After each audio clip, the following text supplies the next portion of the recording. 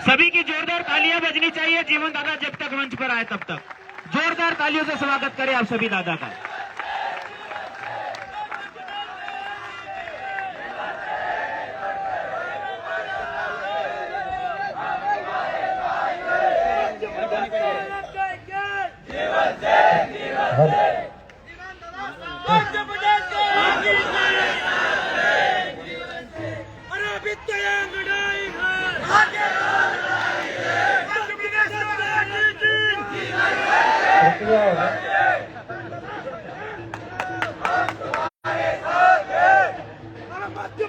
अरे रुक जाओ अबे, फिर आगे बढ़ते भेजा का बुलवा में तो फिर आपको और गलत बोलेंगे। सबसे पहले तो महाप्रताप के चरणों में नमन, माँ करणी के चरणों में वंदन। मातृशक्ति विराजमान है, सभी को जय माता दी। जितने भी भाई हैं सभी को जय माता दी, जय सिया राम। आप सबको आज की स्थिति भली भांति मालूम है कि आज शौर्य दिवस था। आज के दिन बाबरी मस्जिद को ढहाया गया था और वहाँ आज राम मंदिर का निर्माण कार्य चल रहा है। इसी उपलक्ष्य में हमें सरकारों द्वारा, प्रशासन द्वारा रोका गया और ये बोला गया कि आज के दिन आप जो आपकी यात्रा है ये नहीं निकाले। हमारे दादा ने और सबने उनको बोल दिया था कि हमारी तरफ से कोई परेशानी नहीं आएगी और हम उस प्रकार के लोग भी नहीं हैं कि किसी व्यक्ति या किसी समाज को नुकसान पहुंचाने के लिए निकले हैं। हमारी स्वाभिमान यात्रा है, सर्व समाज सर्व धर्म के लोगों को हम जगा रहे हैं। हाँ, इसमें कोई संशय नहीं है कि वो हमारा अभिमान है। राम मंदिर जो बना है उसके लिए हम भी चाहते थे कि वहाँ राम मंदिर ही बने, क्योंकि राम मंदिर पहले से था और वही बना है।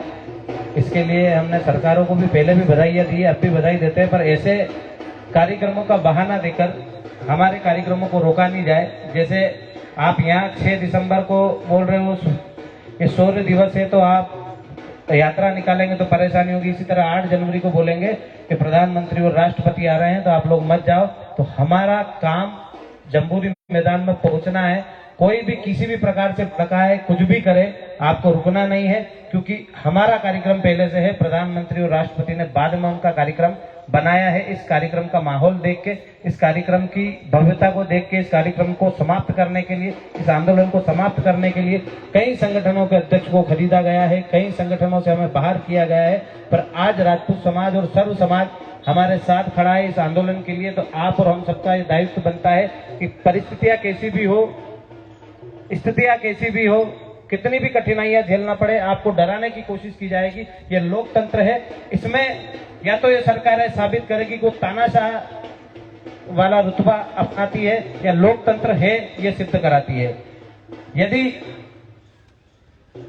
जितने भी बड़े बड़े नेता हैं, माननीय शिवराज सिंह जी हैं, माननीय प्रधानमंत्री नरेंद्र जी मोदी हैं, यदि उनको वास्तविक रूप में लगता है कि लोकतंत्र है तो हमारे लोकतंत्र में जो हमारे अधिकार है उनको हमें देना चाहिए। हम लोकतांत्रिक तरीके से हमारा विरोध प्रदर्शन कर रहे हैं, हमारा आंदोलन कर रहे हैं, तो इसको रोकने की कोशिश नहीं करते हुए इसमें समर्थन करना चाहिए और हमें जम्बूरी मैदान में परमिशन देनी चाहिए, ताकि ये देश की जनता को लगे, देश के लोगों को लगे, सारी पार्टियों को लगे कि हाँ लोकतांत्रिक व्यवस्था जिंदा है।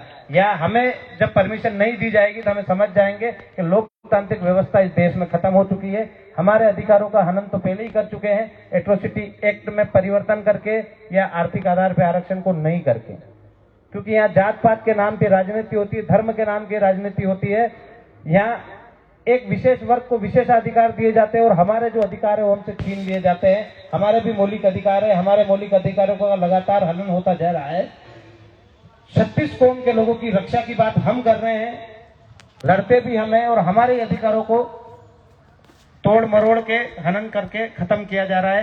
क्योंकि सामान्य और पिछड़ा वर्ग 72% देश में और उन्हीं के खिलाफ एक एट्रोसिटी एक्ट का कानून लाया जाता है और उसमें जांच का प्रावधान भी खत्म किया जाता है। तो आप और हम सबको ये निर्णय लेना पड़ेगा कि क्या ये लोकतांत्रिक व्यवस्था में हमें विरोध करना चाहिए कि नहीं करना चाहिए। 8 जनवरी को हम सब चलेंगे, किसी के बहकाव में तो नहीं आएंगे। तो जितने भी सोशल मीडिया पे अकाउंट चल रहे हैं, मैं उन सबसे निवेदन करूंगा कि इस वीडियो को ज्यादा से ज्यादा शेयर करें और अपने लोगों तक बात पहुंचाए। हमें हमारे भाषण नहीं सुनाने हैं, ना ही हम कोई अच्छे वक्ता हैं, कि हम अपने भाषण देना आए हैं, पर सभी लोगों से निवेदन है कि ज्यादा से ज्यादा उसको शेयर इसलिए करें कि 8 जनवरी का जो जम्बूरी मैदान में कार्यक्रम है वो रहेगा।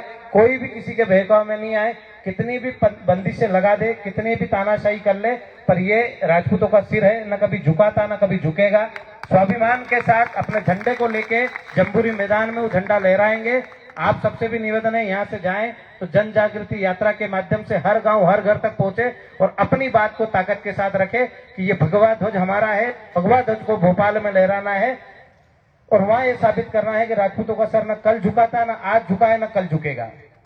इसको झुकाने वाले कितने आए, मुगल आए वो हार के लौट गए, अंग्रेज आए वो हार के लौट गए, और आज ये तानाशाही सरकार है ये भी हार के लौट जाएगी, पर राजपूतों का सर हमेशा खड़ा रहेगा। तो आप सबसे निवेदन है कि 8 जनवरी की जो जन आंदोलन होने वाला है वो रहेगा। आप सबको भी उपस्थिति वहां दर्ज करानी है और वहां अपने साथ अपने साथियों को लेके हर समाज हर वर्ग के व्यक्ति को घर से निकाल के इस गांव में हम नहीं पहुंच पाए हैं, आप अपनी टुकड़ियां अलग अलग बनाओ कि हम 5 जने इन 10 गांव को करेंगे, हम 5 जने इन 10 गांव को करेंगे और एक तहसील में 100, 125, 150 गांव होते हैं। आप 10-20 जने ही मिलकर पूरी तहसील के गांव में घर घर तक पहुंच जाएंगे और उनको अपना ये पेम्पलेट देना, तो ये बोलना कि यदि आपको लगता है कि ये मांगे सही है, हमारे इरादे सही है, हमारा मकसद सही है, तो आप एक दिन के लिए 8 जनवरी जन आंदोलन में सम्मिलित हो और उसके बाद वहां के निर्णय करें कि आपको कितने दिन बैठना है। सरकारें एक दिन में नहीं 1 घंटे में झुक जाएगी यदि आप सब वहां उपस्थित हो गए तो। सरकारें हमसे है, हम सरकारों से नहीं है। हमने सरकारें बनाई है, हमने सरकारें बिगाड़ी है। कांग्रेस को अभिमान था कि वो सब कुछ है, उसको हमने नीचे लाके भाजपा को खड़ा कर दिया और आज भाजपा को अभिमान हुआ है तो ये भी नीचे आएगी और फिर कोई से तीसरा दल आएगा और वो देश पे राज करेगा। राज वही करेगा जो हमारे मुद्दों की बात करेगा, जो हमारे हक अधिकारों की बात करते हुए दूसरे को भी दूसरे जिन लोगों के हक अधिकार है उनकी भी रक्षा करेगा।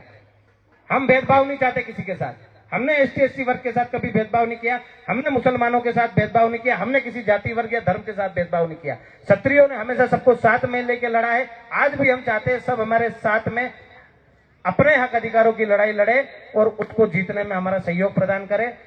और एक चीज, जिस विचारधारा के साथ, जिन मुद्दों के साथ हम आगे चले, आगे बढ़े, कोई सा भी संगठन हमारे साथ रहा हो, एक संगठन को हमने बहुत समय दिया, आज उस संगठन के साथ नहीं है, न कभी भविष्य में जाएंगे, क्योंकि जिनने हमको निकाला है हमने उनको निकाल दिया है, अब हमें उनकी जरूरत नहीं है। ना हम कल उनको बुला रहे थे, ना आज बुला रहे हैं, ना आगे कभी बुलाएंगे। ना कल उनके साथ बैठे थे, ना आज उनके साथ बैठे, ना आगे कभी उनके साथ बैठेंगे। गद्दारों की जगह हमेशा सामने ही होती है, पीठ पीछे वो वार करते हैं, इसलिए उनको जब गद्दार चिन्हित हो जाते हैं कि ये गद्दार है तो उनको साइड में बिठा दो, उनको वापिस साथ में लिया तो फिर वो छुरा भोंकेंगे। इस बात को याद रखना, गद्दार एक बार गद्दारी करके उसका रूप बता देता है, आपने उसको पहचान लिया तो उसको कभी पास में मत बैठने देना। कोई उनको निमंत्रण मत दो, किसी की आवश्यकता नहीं है। ये स्वाभिमानी लोगों की लड़ाई है जो खुद सरकारों के हाथों बिक गए हैं, वो फिर बिकने आएंगे, फिर वो अपना मैनेजमेंट जमाएंगे, तो उन बिकने वाले लोगों को बाहर कर दो। जितने भी स्वाभिमानी संगठन थे, 102, 103 संगठन हमारे साथ है, हमें किसी संगठन के नाम की आवश्यकता नहीं है। ये करनी सैनिक और ये करनी सेना परिवार हमारा है, सर्व समाज हमारा है और सर्व राजपूत संगठन उनको छोड़ के सब हमारे साथ है और वो सब हमारे साथ स्वाभिमान की लड़ाई लड़ रहे हैं। तो हमको स्वाभिमान की लड़ाई लड़नी है, उसको जीतना है। हम गद्दारों का साथ नहीं चाहिए। एक बात कान खोल के सुनना, ना कोई उनको निमंत्रण देगा ना उनको कोई बुलाएगा। हम हमारे अधिकारों के लिए लड़ रहे हैं तो हम हमारे अधिकारों के लिए लड़ेंगे और जीतेंगे। आपको लगता है हमें किसी की जरूरत है? यहाँ मध्य प्रदेश का राजपूत स्वाभिमानी है, ये उन बाहर वाले लोगों को पता चल गई। आप उनसे डिबेट करना बंद करो, आप उनके ऊपर कमेंट करना बंद करो, वो स्वतः ही खत्म हो जाएंगे, उनके पास लोग नहीं है।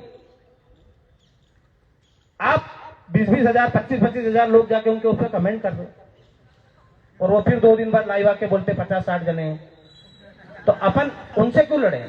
अपनी लड़ाई सरकार से, अपनी लड़ाई सिस्टम से। तो आज हमारी लड़ाई जिनसे है उनसे लड़े, वो हमारे लड़ने योग्य नहीं है हमसे, कि हमारी लड़ाई उनसे, वो उनका काम कर रहे, उनको करने तो हम हमारा काम करें। अपन उनका नाम लेना बंद कर देंगे तो वो वैसे ही शांत हो जाएंगे, खत्म हो जाएंगे, उनके पास कुछ नहीं है। आप नाम लेके उनको याद करते हो, आप नाम लेके उनको बार बार, अभी 2 दिन से मेरे को लोग फोन लगा के बोल रहे कमेंट देखे उसने, आप उस ग्रुप में भी आपको जोड़ा है। अरे मेरे को कोई काम नहीं उनसे, मैं उन पर ध्यान ही नहीं देता हूं।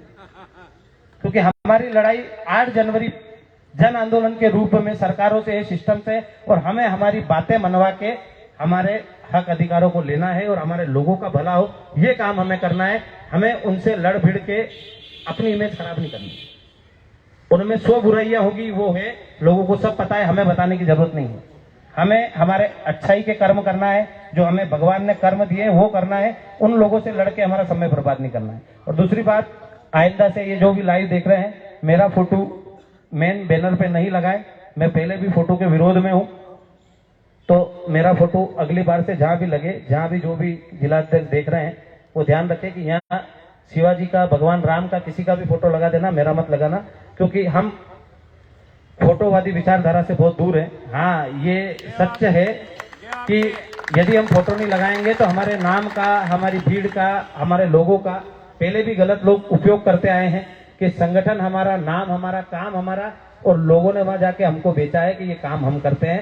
पर इससे कोई फर्क नहीं पड़ता। जनता के दिलों में हम हैं, जनता के बीच में हम हैं।